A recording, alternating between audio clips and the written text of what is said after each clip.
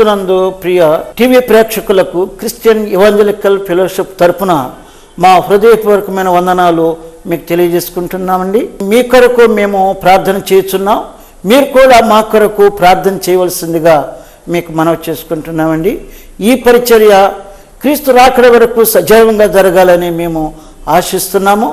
మీరు కూడా మా ఎడల సహకరించి ఈ కార్యక్రమాన్ని ముందుకు జరగడానికి మీరందరూ కూడా ప్రేమపూర్వకంగా ప్రార్థించవలసి. పరిశుద్ధ గ్రంథమైన బైబిల్లో నుండి యోహాను సువార్త 4వ అధ్యాయం 21వ వాక్యమును ధ్యానం చేసుకుందాం.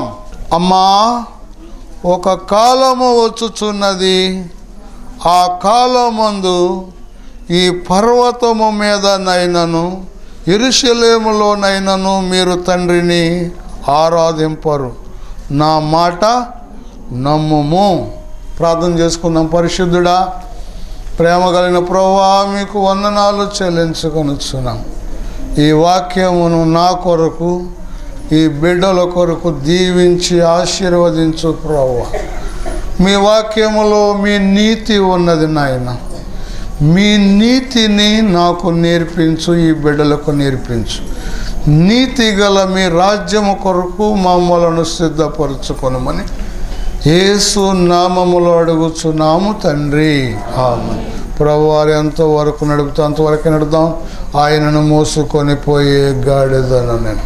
పిల్లరా, ఈ భాగంలో యోహాను సువార్త 4వ అధ్యాయం అంతా కూడా సమరయ స్త్రీని గురించి రాయబడి ఉంది.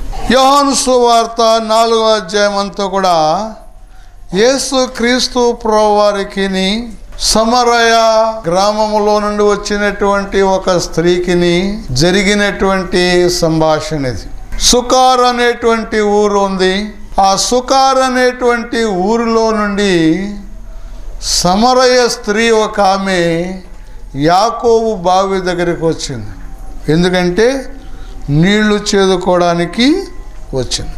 యోహాను సువార్త 4వ అధ్యాయము 4వ వాక్యము నుండి కొన్ని వచనాలు చదువుదాం. ఆయన సమరయ మార్గమున వెళ్ళవలసి వచ్చాను గనుక యాకోబు తన కుమారుడైన యోసేపునకిచ్చిన భూమి దగ్గరనున్న సమరయలోని సుకారను ఒక ఊరికి వచ్చి, ఆ ఊరి పేరు సుకార అనేటువంటి ఊరు. ఆ ఊరిలో ఉన్నటువంటి వారు సమరయులు. ఆ సమరయుల తెగలో నుంచి వచ్చింది ఒక స్త్రీ. ఎక్కడికి వచ్చిందంటే యాకోబు గారు తవ్వించినటువంటి బావి దగ్గరికి వచ్చింది. ఆ రోజుల్లో వాళ్ళకి పశువులు ఉండేవి విస్తారముగా. గొర్రెలు, మేకలు, ఆవులు, గేదెలు, కోళ్ళు, విస్తారమైనటువంటి పశువులు ఉండేవి.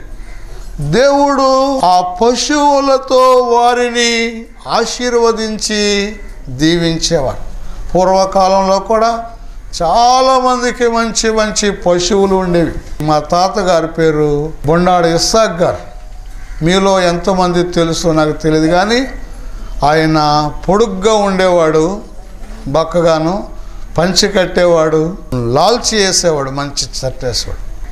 దీంట్లో చాలా పశువులు ఉండేవి మాకు అప్పుడు ఆ రోజులు. కనుక ప్రియులారా, యాకోబు గారికి పశువులు ఉండేవి, అబ్రహాము గారికి పశువులు ఉండేవి, ఇస్సాక్ గారికి పశువులు ఉండేవి. ఆ పశువులు వాళ్ళు త్రాగటానికి పెద్ద పెద్ద బావులు త్రవ్వుకునేవారు వాళ్ళు. అది దిగుడు బావి. యేసు క్రీస్తు ప్రభువారు ఆ సమరయ మార్గము గుండా వెళ్ళవలసి వచ్చిందంట. ఆ ప్రయాణం వలన అలసిపోయి ఆయన మధ్యాహ్నం 12 గంటల సమయంలో ఆ బావి దగ్గరకు వచ్చారంటండి. ఆయన ఆ బావి మీద కూర్చొని ఉన్నారు. పైన గట్టు కడతారు కదా, చుట్టూను రాయితో కడతారు కదా, దాని మీద యేసు ప్రభువారు కూర్చున్నారు. శిష్యులు అన్నారు, ప్రభువా, మాకు ఆకలి అవుతుంది, గ్రామంలోకి వెళ్ళి ఏదైనా ఆహారం కొనుక్కొని తెచ్చుకొని తింటాం ప్రభువా అని అడిగారు. యేసు ప్రభువారు అన్నారు, మీరు వెళ్ళండి గ్రామంలోనికి, మంచి ఆహారం కొనుక్కొని తినండి, నాకు కావలసిన ఆహారం నాకు ఇక్కడ ఉన్నది అని ప్రభువు చెప్పారు. సరే వెళ్ళిపోదామని శిష్యులు అందరూ 12 మంది శిష్యులు వెళ్ళిపోయారు ఆహారం కొనుక్కోవడానికి. ఆయన ఒక్కడు మాత్రమే మధ్యాహ్నం 12 గంటల తర్వాత సమయంలో ఆ బావి మీద ఎండలో కూర్చొని అలాగ కనిపెట్టుకుంటూ ఉండేవాడు. గమనించండి విషయాన్ని ప్రియులారా. అంతకుముందు ఎండ కాస్తుంది. ఆ ఎండకి పైన కట్టి చుట్టూ రాయితతో కట్టినటువంటి ఆ గట్టు మీద అది వేడయింది. ఈయన ఆ వేడి మీద కూర్చుని ఉన్నారు. పైనేమో ఎండ తీక్షణంగా వేస్తుంది. ఎందుకొరకు యేసు ప్రభువారు అలాగ అక్కడ కూర్చునవలసి వచ్చింది అంటే, సుకార్ అనేటువంటి గ్రామంలో నుండి ఒక స్త్రీ నీళ్లు చేదుకోవడానికి అక్కడ రాబోతుంది. యేసు ప్రభువారికి ముందుగానే తెలుసు. ఈ తెలిసినటువంటి సత్యాన్ని బట్టి ఆయన అలాగా ఆ ఎండవేళ ఆ బావి మీద కూర్చుని ఉన్నారు. ఎంతగా ఆయన ప్రయాసపడ్డారో చూడండి. ఒక ఆత్మ కొరకు ఆయన మీ కొరకు ఎంత ప్రయాసపడుతున్నారో ఒక్కసారి మీరు అది ఆలోచించుకోవాలి. మనం దేవుని సన్నిధికి రావటం గొప్ప కాదు.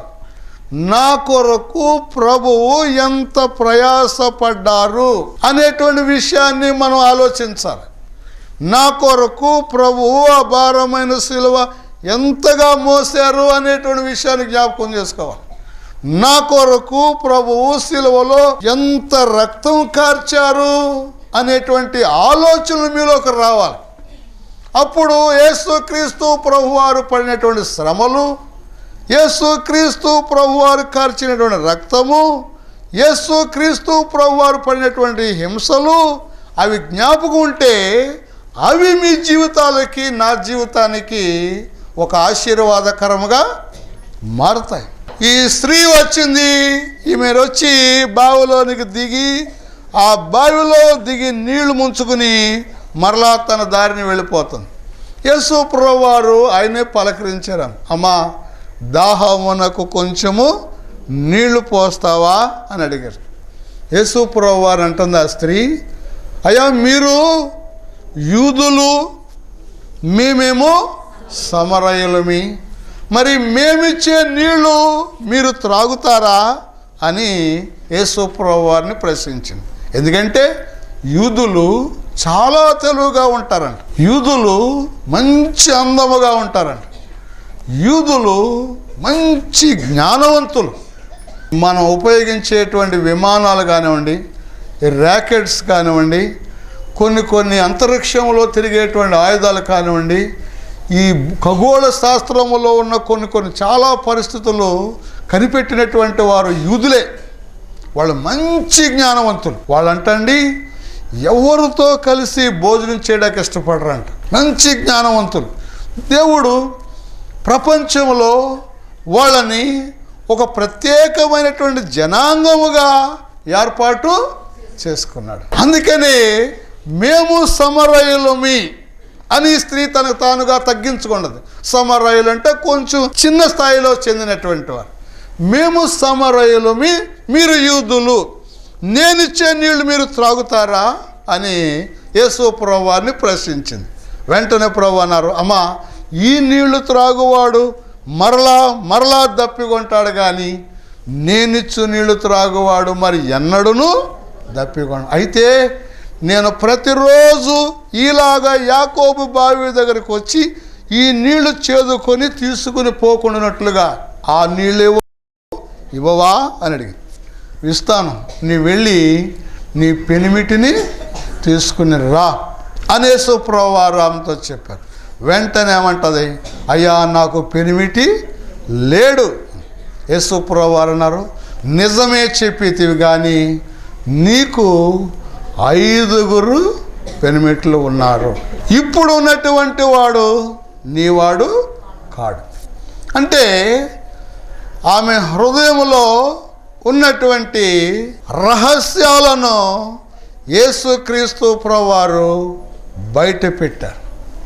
దేవుని వాక్యం ఎప్పుడు కూడా మానవుని హృదయములో ఉన్నటువంటి రహస్యములను బయట పెడతాడు. ఎందుకంటే ఆయన అంతరంగములను పరిశీలించేటువంటి నీతి కలిగిన దేవుడు. ఆయన దేవుడు ఒక బొమ్మ కాదు, ఏదో ఒక రాయి ముక్క కాదు. చెట్టు కాదు, చెట్టు మీద ఉన్నటువంటి కొమ్మ కూడా కాదు.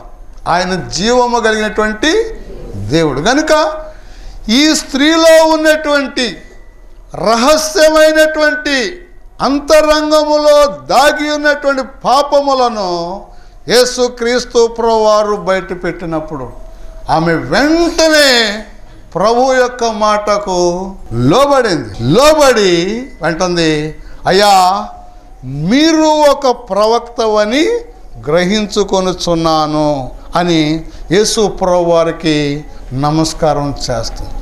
అంటే యేసు ప్రభువారు ఆమెతో మాట్లాడినప్పుడు ఆమె హృదయానికి ఎలాంటి గ్రహింపు వచ్చింది అంటే, అంతరంగములో దాగి ఉన్నటువంటి రహస్యాలు ఎప్పుడైతే యేసు ప్రభువారు ఆమెతో చెప్పారో ఆమె రహస్యమే ఆమెతో చెప్పారు.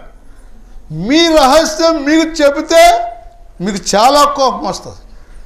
నా రహస్యం నాతో చెబితే నాకు చాలా కోపం వస్తుంది. ఏ మనుషునికైనా సరే తన అంతరంగములో ఉన్నటువంటి రహస్యాన్ని చెబితే గనక పరిశుద్ధాత్మ దేవుడు ఒక దైవజనుడి ద్వారా వాళ్ళు ఏమంటారంటే, నన్నే అన్నాడు, వాక్యం అంతా నా కొరకు చెప్పాడు అని చాలామంది రుసరుసలు ఆడిపోతూ ఉంటారు. కానీ ఈ స్త్రీ అలా రుసరుసలు ఆడిపోలేదు.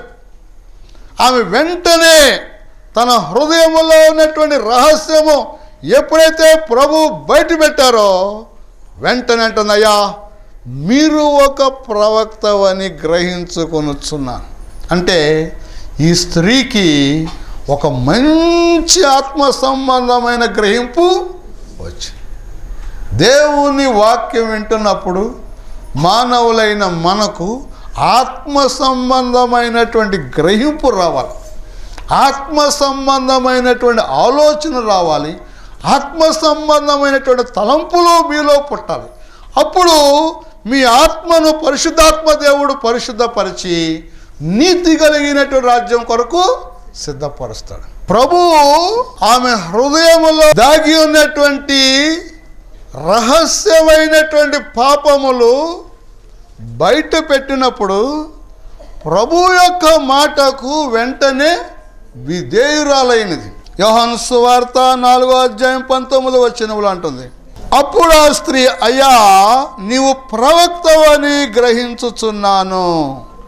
మా పితరులు ఈ పర్వతమందు ఆరాధించిరి గాని ఆరాధింపవలసిన స్థలము యెరూషలేములో ఉన్నదని మీరు చెప్పుదురని ఆయనతో అనగా యేసు ఆమెతో ఇట్లనను, అమ్మా ఒక కాలము వచ్చుచున్నది, ఆ కాలమందు ఈ పర్వతము మీదనైనను యెరూషలేములోనైనను మీరు తండ్రిని ఆరాధింపరు, నా మాట నమ్మరు.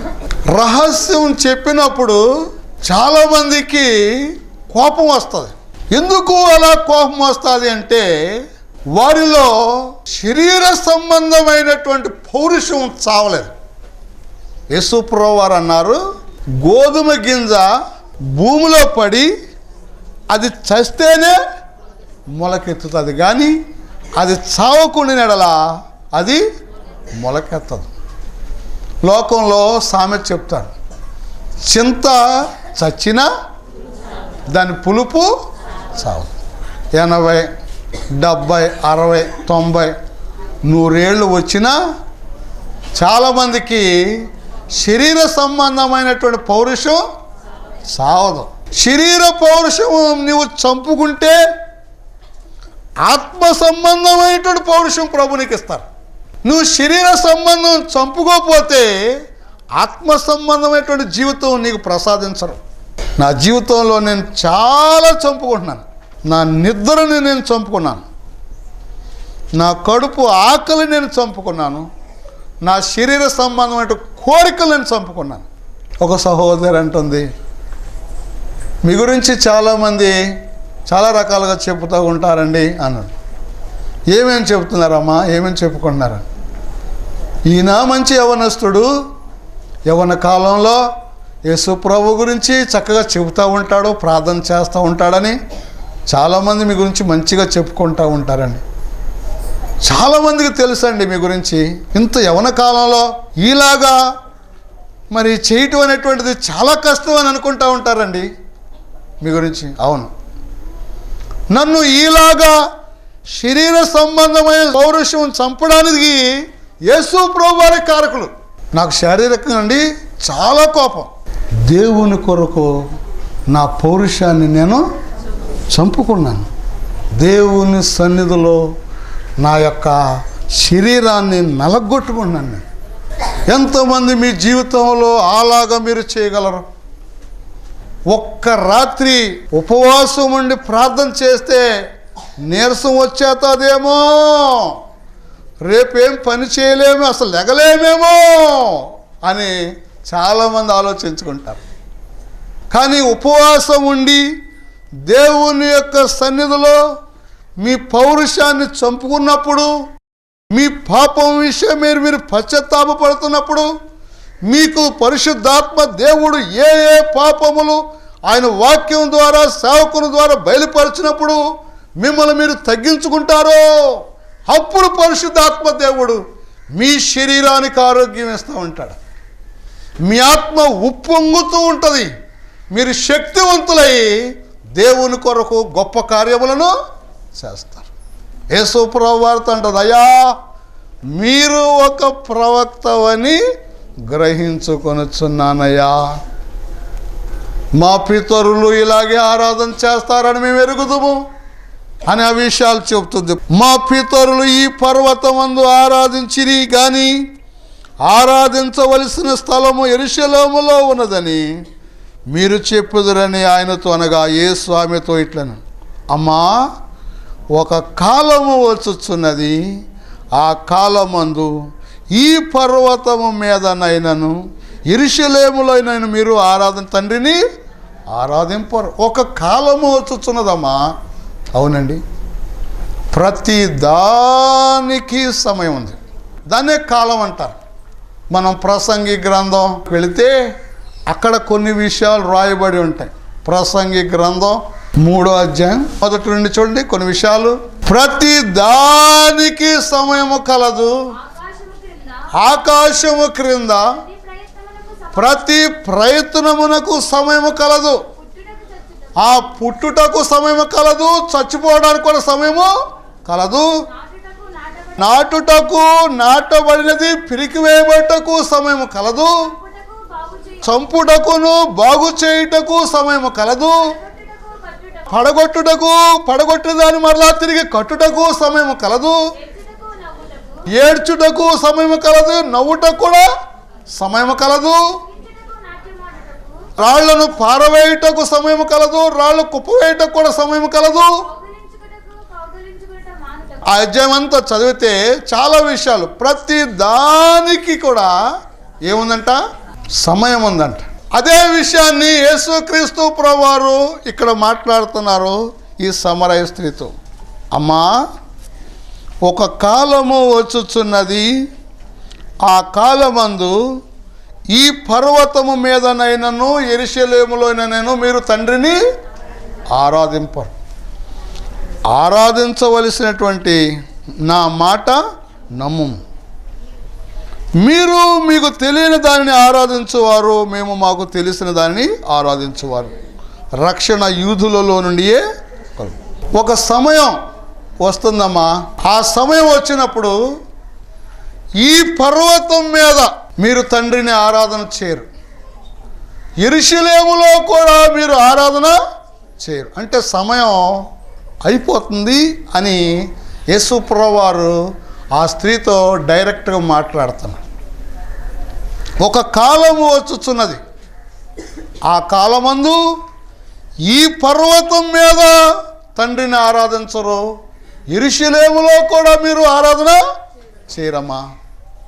నా మాట నమ్ము, నా మాట నమ్మమ్మా అని యేసు ప్రభువారు చాలా దీనముగా ఆమెతో మాట్లాడుతున్నారు.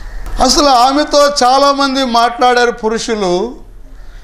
ఈలాగా ఆమె రహస్యాన్ని బయట పెట్టిన వారు కానీ, అసలు అమ్మా అని పిలిచిన వారు కానీ, నా మాట నమ్ముము అని చెప్పిన వారు కానీ ఆమె జీవితంలో ఆమెకి ఎప్పుడు దశలు అవ్వలేదు. ఇదే ఫస్ట్ టైం ఆయన చూడటం, ఆయన మాట వింటాం. జీవితంలో యేసుక్రీస్తు ప్రభువారిని కలుసుకుని యేసుక్రీస్తు ప్రభువారు చెప్పినటువంటి మాటలు విని వాటిని తన హృదయములో చేర్చుకుని తన హృదయములో ఉన్నటువంటి రహస్యాలన్నీ బయటపెట్టి ప్రభు యొక్క మాటకు సంపూర్ణముగా విధేయురాలగటం ఆమె జీవితంలో ఇది ఆమెకు ఫస్ట్ టైం. అవును, మానవులైనటువంటి మనము ఎన్నోసార్లు ఆయన స్వరం వింటాం, ఆయన దర్శనాలు చూస్తాం, ఆయన వాక్యం ద్వారా ఆయన మాట్లాడుతూ ఉంటాడు, కళల ద్వారా మాట్లాడుతూ ఉంటాడు, దర్శనాల ద్వారా మాట్లాడుతూ ఉంటాడు. చాలామంది కానుకోరు, ప్రభు మాట్లాడినటువంటి విషయాలు కానుకోరు. ప్రభు మాట్లాడినటువంటి విషయాలు జాగ్రత్తగా మనం ఆలోచించి గమనించి, ఎందుకు ఇలాంటి రాత్రి కళల ద్వారా ప్రభు నాతో మాట్లాడారని మీరు పరిశీలన చేసుకుంటున్నప్పుడు మీ హృదయము యేసుక్రీస్తు ప్రభువారితో పెనవేసుకుంటూ ఉంటుంది. యేసు ప్రభువారు ఏదైనా ఒక వాక్యం ద్వారానో కళ ద్వారానో దర్శనం ద్వారానో మీతో మాట్లాడినప్పుడు దాన్ని పక్కకు పెడతారు. మీరు చాలామంది మనుషులు దాన్ని పక్కకు పెట్టి సొంత ఆలోచనలు, సొంత పద్ధతులు, సొంత క్రమం ప్రకారంగా వెళ్తారు. అలాంటప్పుడు దేవుని యొక్క నామము మీ ద్వారా కానీ ఆ వినటువంటి వారి ద్వారా కానీ ఎక్కడ మహిమ కలగదు. ఈ స్త్రీతో మాట్లాడినప్పుడు చాలా జాగ్రత్తగా ఆయన మాటలు విని ఆయనను ప్రవక్తను గ్రహించి ఆయన చెప్పిన ప్రతి మాటకు ఒక విధేయతను చూపిస్తుంది. దేవుని యొక్క వాక్యం విన్న ప్రతిసారి కూడా మనం ఆయన వాక్యానికి పరిపూర్ణముగా విధేయతను చూపించాలి. మీరు ఎప్పుడైతే ఆ వాక్యానికి పరిపూర్ణమైనటువంటి విధేయతను చూపిస్తారో మిమ్మలను ఆయన వాక్యం ద్వారా పరిపూర్ణులుగా ఆయన మార్చివేస్తాడు. తండ్రిని ఆరాధించవలసిన సమయం అయిపోయింది. ఈ పర్వతం మీద తండ్రిని ఆరాధించే సమయం లేదు. యెరూషలేములో కూడా తండ్రిని ఆరాధించే సమయం లేదమ్మా అని మరొక ఆత్మ సంబంధమైన రహస్యాన్ని ఆవిడ చెప్పినప్పుడు ఆమె అంగీకరించింది. దేవుని వాక్యం అంగీకరించింది. మీ జీవితంలో ఎంతమంది వాక్యం వింటున్నారు కానీ దానిని మీ హృదయంలోనికి అంగీకరించలేకపోతున్నారు? అంగీకరించడం అంటే ఆ వాక్యానికి విధేయులు అవటం, ఆ వాక్యానికి లోబడటం, ఆ వాక్యం ఏం చెప్పిందో దాని ప్రకారముగా వారి జీవితాలు మలుచుకోవడం, అది అంగీకరించడం. అపోస్తుల కార్యాల్లో మరొక సత్యం మనం చూస్తాం. అపోస్తుల కార్యములు 1వ అధ్యాయంలో 6-7 వచనాల్లో ఆయన అంటాడు, కాబట్టి వారు కూడి వచ్చినప్పుడు ప్రభువా ఈ కాలమందు ఇశ్రాయేలునకు రాజ్యమును మరలా అనుగ్రహించదవా అని ఆయనను అడగగా ఆయన కాలములను సమయములను తండ్రి తన స్వాధీనమందుంచుకొనిన్నాడు, వాటిని తెలుసుకొనుట మీ పని కాదు. యేసుక్రీస్తు ప్రభువారు శ్రమ పొంది సిలువ వేయబడి సిలువలో తన ప్రాణమును త్యాగం చేసి సమాధి చేయబడి సమాధిలో నుంచి సజీవుడిగా తిరిగి మరలా ఆరోహణమై వెళ్ళిపోతున్నటువంటి దినాలవి. యేసు ప్రభువారు ఆరోహణం అయిపోయిన తర్వాత ఇక శిష్యులు చెదిరిపోవడానికి సిద్ధంగా ఉన్నారు. యేసుక్రీస్తు ప్రభువారిని అలా సిలువ వేసేసి భయంకరంగా చంపేశారే, వీళ్ళు మనల్ని కూడా చంపేస్తారు అనేటువంటి తలంపులతో శిష్యులు భయపడిపోయి బెంబేలు పడిపోయి ఇక చెదిరిపోవడానికి సిద్ధంగా ఉన్నారు. ప్రభు అన్నారు, మీరు యెరూషలేము నుండి ఎక్కడికి వెళ్ళొద్దు, మీరు యెరూషలేములోనే ఉండండి. యోహాను గారు నీళ్లలో మీకు నాకు బాప్తిసం ఇచ్చినాడు, కానీ కొద్ది కాలములో మీరు పరిశుద్ధాత్మలో బాప్తిసము పొందుదురు. యెరూషలేములో కనిపెట్టుకొని ఉండండి అని పరిశుద్ధాత్మ దేవుడు వారితో మాట్లాడు. ఆయన చనిపోయి సమాధిలోంచి సజీవుడిగా తిరిగి లేచిన తర్వాత 40 దినములు అనేక మందికి అనేకమైనటువంటి ప్రమాణాలు చూపించి ఆయన కనిపించి మాట్లాడాడు.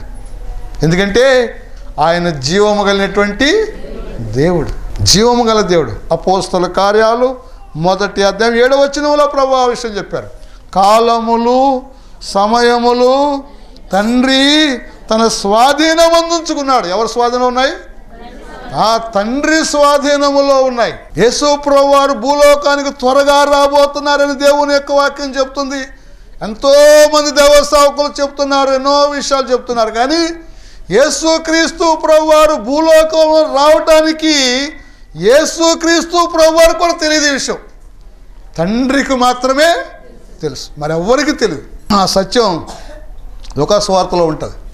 తండ్రి మాత్రమే ఎరిగి ఉన్నాడు. అంటే తండ్రి యొక్క స్వాధీనంలో ఉన్నది సమయం. ఎవరి సమయమైనా సరే, ఎవరు ఏ స్థితిలో ఉండాలి, లేక ఏ స్థితిలో ఎదగాలి, ఏ స్థితిలో తగ్గాలి అనేటువంటిది తండ్రి తన స్వాధీనంలో ఉంచుకున్నాడు. వాటిని తెలుసుకోవటం మన పని ఏంటి మరి?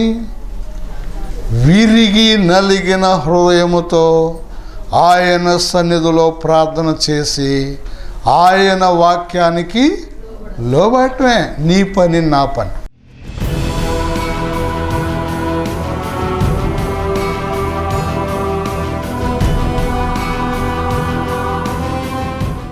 పరిశుద్ధుడు పరిశుద్ధుడు, ఓ పరిశుద్ధుడు అయినటువంటి ప్రభువా మీకు వందనాలు చెల్లించుకోవచ్చు. నిజమే ప్రభువా, అమ్మా ఒక కాలము వచ్చుచున్నది. ఆ కాలమందు ఈ పర్వతము మీదనైనను యెరూషలేములోనైనను మీరు తండ్రిని ఆరాధింపరు, నా మాట నమ్ము అని మీరు ఆ స్త్రీతో మాట్లాడుచున్నావు. మీ మాట నమ్మింది ప్రభువా, మీరంటే విశ్వసించింది ప్రభువా. ఆమె హృదయంలో ఉన్నటువంటి రహస్యమైన పాపములు 5 పాపములు మీరు బయట పెట్టినప్పుడు వాటిని అంగీకరించింది, వాటికి విధేయురాలుగా ఒప్పుకుంది. తన పాపమును విడిచిపెట్టి ప్రభువా తన హృదయం మీకు సమర్పణ చేసుకుంది. అవును, తండ్రిని ఆరాధించువారు ఆత్మతోనూ సత్యముతోనూ ఆరాధించాలని మీ యొక్క వాక్యం ద్వారా సెలవిస్తున్నాం. నిజమే ప్రభువా, ఆరాధించువారు యెరూషలేములో కాదు, లేక పర్వతముల మీద కాదు, కానీ తన్ను ఆరాధించువారు ఆత్మతోనూ సత్యముతోనూ ఆరాధించాలని మీరు సెలవిస్తున్నారు. ఆత్మతో సత్యముతో ఆరాధించి హృదయమంతటితో ప్రార్థించి ఒక విరిగి నలిగిన హృదయం సంపాదించుకునేటువంటి ఆత్మ సంబంధమైన పౌరుషం వీరికి ఇవ్వండి. శరీర సంబంధమైన పౌరుషమును తీసివేసి దీనులుగా విధేయులుగా వీరిని తయారు చేయండి. నన్ను తయారు చేయండి, మమ్మల్ని అందరినీ తయారు చేసి మీ నీతిని రాజ్యమును వెతికేటువంటి వారుగా సిద్ధపరచుకోవడమని యేసు పరిశుద్ధ నామములో ప్రార్థిస్తూ ఉన్నాము తండ్రి, ఆమేన్. మా చిరునామా brother John Wesley Bondada, Chinakapavaram, Akividu మండలం, పశ్చిమ గోదావరి జిల్లా. Pin code 534235. Cell number 9490676018. Phone number 08816280385.